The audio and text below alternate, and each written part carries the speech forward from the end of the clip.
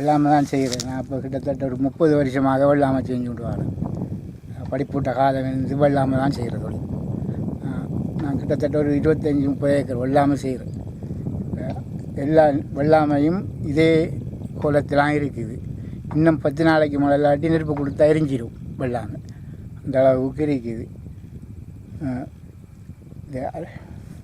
ஒருத்தரும் கவனிப்பாரற்ற நிலையில் எங்களுக்கு இருக்குது. அதாவது ஒரு மானியத்தை அரசாங்கம் உதவி செய்யணும். இந்த பார்வையிடுறாங்கிறதும் இல்லை. வந்து விவசாயத்தில் பார்வையிட்டாலும் ஒரு நட்டகிட்டுக்கு எழுதலாம். மாதிரியோ டிஓவோ ஒருத்தரும் கவனிப்பாரும் இல்லை.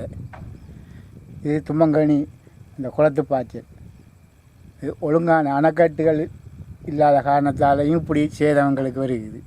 களுவுந்தமல்லி விவசாயத்தினுடைய தலைவர் சுவாதன் தெரிவித்துக் கொள்ள விரும்புவது, இந்த வருடத்திலே எங்களுடைய பருவகால மழையை நம்பி எங்களுடைய பிரதேசத்தினுடைய விவசாயிகள் மேற்கொண்டிருக்கின்ற இந்த நெற்செய்யை மிகவும் கூடிய அளவிலான பாதிப்பினை நாங்கள் இன்று விவசாயிகள் எதிர்நோக்கி நிற்கின்றோம்.